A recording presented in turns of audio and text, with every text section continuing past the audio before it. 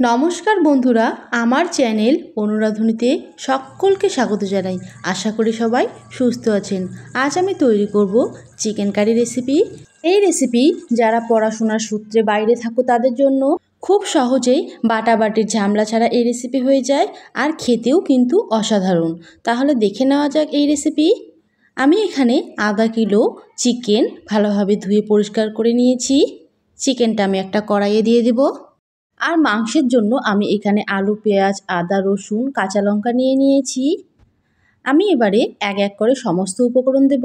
আমি এখানে 3টা পেঁয়াজ কুচি করে কেটে নিয়েছি।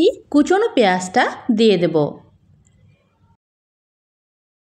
এবারে আমি ডুমো ডুমো করে কেটে রাখা আলু দিয়ে দেব। আমি এখানে একটা বড় সাইজের আলু কেটে নিয়েছি। 4টে চেরা কাঁচা লঙ্কা দিয়ে দেব। রসুনের কোয়া দিয়ে দেব।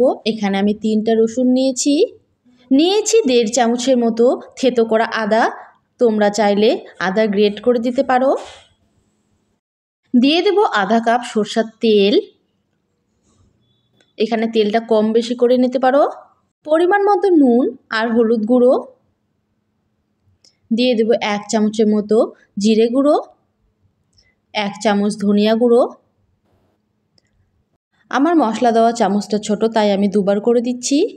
দিয়ে দেব 1 চামচের মতো শুকনো লঙ্কা গুঁড়ো আর গরম মশলা গুঁড়ো।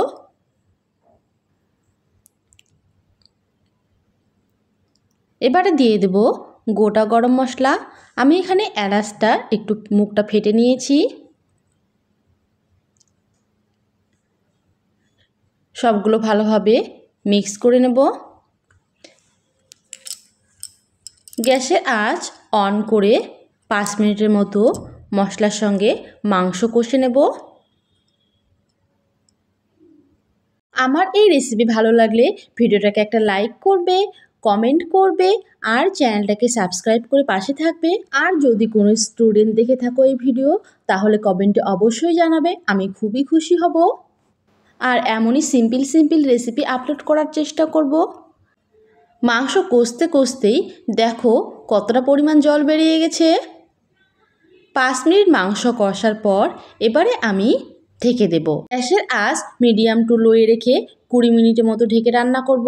আর মাঝখানে 10 মিনিট পর ঢাকনা তুলে মাংসটা আমি নেড়ে চেড়ে নেব, তা না হলে নিচে লেগে যাবে। আর যদি নিচে লেগে যায়, সামান্য একটু জল দিয়ে নেড়ে চেড়ে নেব।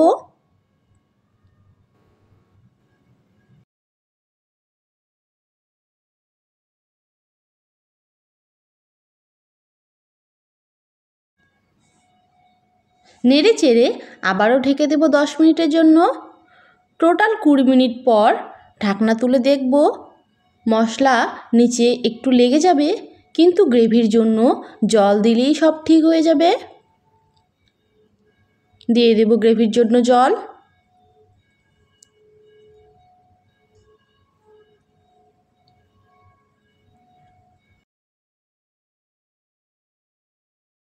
গ্যাসের আঁচ মিডিয়াম টু লোয়ে রেখে আবারও 7 মিনিটের জন্য ফুটতে দেব।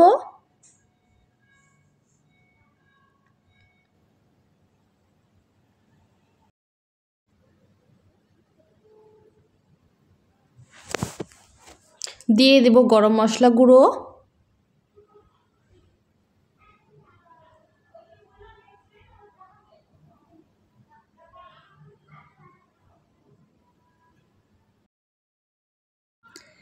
লেবুর রস দিয়ে 1 মিনিট ফুটিয়ে নিলেই আমার চিকেন কারি রেসিপি একেবারে রেডি।